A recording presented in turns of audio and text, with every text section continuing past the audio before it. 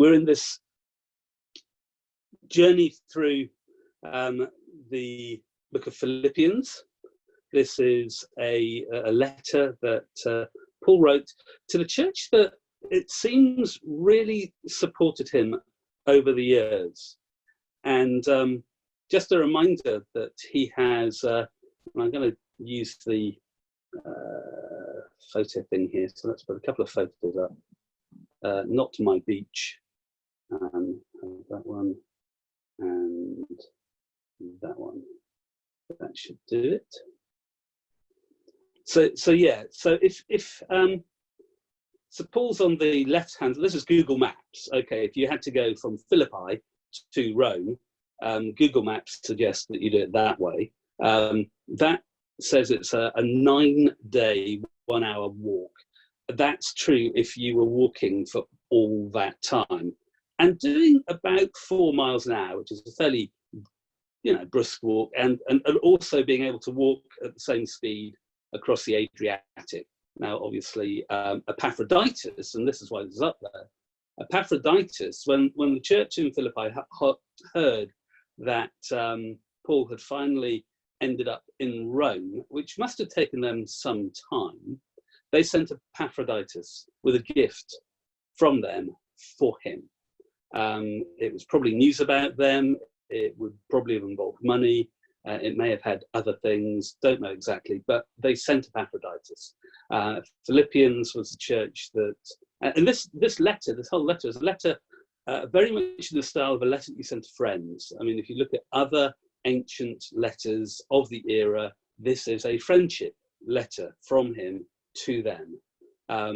He includes in it a lot, as he does in his other letters, about actually how you get close to Jesus, about just his ambitions in the gospel to see many come to know what was the answer to the ancient world, which is the same answer in our modern world, or postmodern world, depending on how you want to describe it. But Epaphroditus, after he gets across to Rome, we don't know, at some point, he picks up some sort of illness. And it's an illness that takes them very close to death. And so the letter that Paul's writing back, he's saying, just thank you for sending Epaphroditus to me, thank you for the gift. And, he nearly died. He was so ill, but God had mercy. And so I'm going to send him back to you. And it's very likely that when he sent back, he was carrying this letter that we're reading again this morning.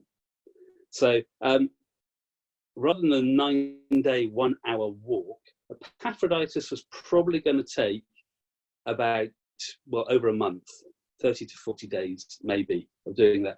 Or he could have gone the long way round, which avoided the Adriatic, depending on the time of year it was. And that's a much longer walk. So I'm going to guess that he probably did that, got a ferry or a boat trip across the Adriatic. But it's still a mammoth undertaking. And the Philippian church wouldn't know anything about what had happened to Epaphroditus, whether he'd even got there, what Paul thought of the gift, until Epaphroditus actually got back. And there's a period of time when Epaphroditus is there recovering. And so we're probably talking a round trip, no quicker than 4 months. So this is really slow life that's going on. Anyway, so I find these things just really interesting to look at, as you know. Here is our passage for today. So we've, up until now, we've had the greeting, but now Paul starts on the rest of the letter. And this is in that pattern of a friendship letter. And what normally happens is that the writer actually describes the situation that they're in. And some friendship letters simply have a welcome and this is what I'm up to at the moment. And that's it. That's the beginning and end of the letter. Paul, he writes much longer letters that are typical for letters of this age, but he still sticks to the same sort of pattern and outline, which is common. So he says, now I want you to know, brothers and sisters, that what has happened to me has actually served to advance the gospel. As a result, it's become clear throughout the whole palace guard and to everyone else that I'm in chains for Christ. And because of my chains, most of the brothers and sisters have become confident in the Lord and dare all the more to proclaim the gospel without fear. So, I mean, if you haven't already done it, please just read through Philippians as a letter. Read it if you can in one sitting. It's not going to take you very long. But what you get is you just get the whole picture, and you'll see themes coming up. And I'll pick up on one or two of them in this section as well. Paul is passionate about people coming to know their purpose for existing. And their purpose for existing is that they're created as children of God, and that they have a God who loves them, who is their perfect Father, and who wants to know them. And the amazing good news is that because of Jesus, they can know him, not just know about him, but they can encounter him. There is a spiritual thing, a spiritual pathway back to a relationship with God, which has been reopened because of what Jesus has done. And that's the good news. That's the message. That this kingdom message, that there is a new king, and that he is a king of love and a king of grace and a king of kindness. He's not the Caesar of Rome, who is a ruler, an earthly ruler. This is the Lord. The Romans used to, as a sort of badge of loyalty to the empire, would sort of use as occasionally as a greeting, but certainly as a test of loyalty, the saying, Caesar is Lord. Well, within their ranks was a subversive movement who had adopted but changed that saying. And instead of saying Caesar is Lord, the early church said Jesus is Lord. And it became a real hot issue at points because it was seen as disloyalty to the empire. Because the test of loyalty was to be able to say Caesar is Lord and to do a sign of devotion. Because at this point in empire, he was seen as semi-divine, as on the way to godhood in the sort of Roman or Greek view of how gods and demigods and things like that existed. But the Christians wouldn't do it. Once you actually knew that in reality Jesus was Lord, then you didn't bend the knee to anyone else. And so they found it very difficult to pass the loyalty test on the occasions when it was presented to them. And it was one of the ways in which the early Christians were persecuted. And it was one of the reasons why they were persecuted, because they were seen as being dangerous as not followers of Caesar. But here he is, he's in prison, and actually it is the Praetorian Guard, the guard that is the guard of Caesar, who seems to be on 4-hour shifts with him in house arrest. And so he's getting to talk to all of them. As a result, it's come clear throughout the whole palace and to everyone else I'm in chains for Christ. And because of my chains, most of the brothers and sisters in Rome have become confident. Or confident in Paul? Well, to an extent, he's given them confidence. But no, they've become confident, more confident in the Lord. And they're daring all the more to proclaim the gospel without fear. Now, this is in a part of history where there is already some measure of persecution of believers going on.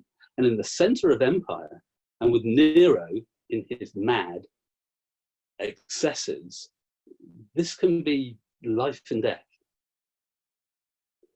So I want to, and this is our thought really, what is it that causes you to fear? Now, the obvious thing that is going to be everyone's talking about is the virus and how that might affect either me or my family or the people I care about. Not everyone's going to get through this. I don't know what's even going to happen to myself. Am I going to be afraid? Is that going to affect my life? Well, yes, it is. I'm going to do the social distancing thing because that makes sense. I'm going to do what the government are asking to do because we're law-abiding.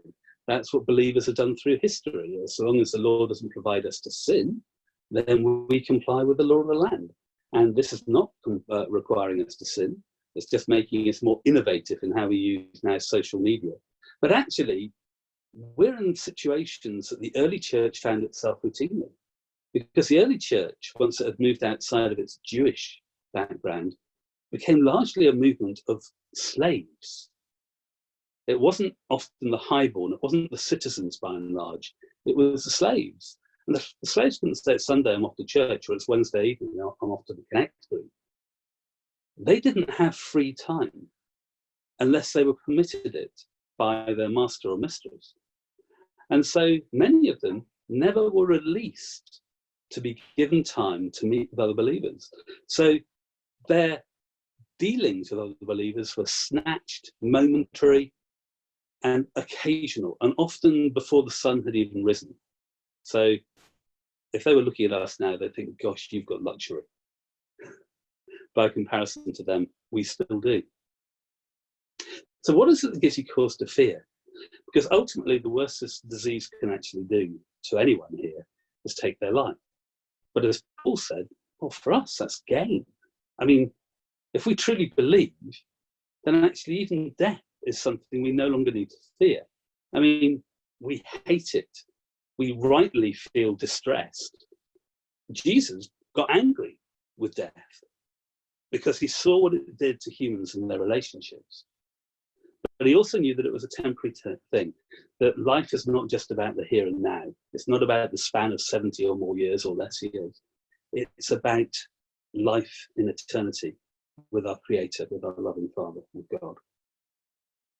And because of Paul's getting the opportunity to, right in the center of the Roman state, start to spread out the gospel message in a way that actually he couldn't be shut up until after Caesar had had an audience with him. So he was kind of in a protected place. And so the message was going out from the heart of empire. And we don't know how long he was there for, but it's house arrest. Caesar was busy. He was on a waiting list. He was going to be there for some time.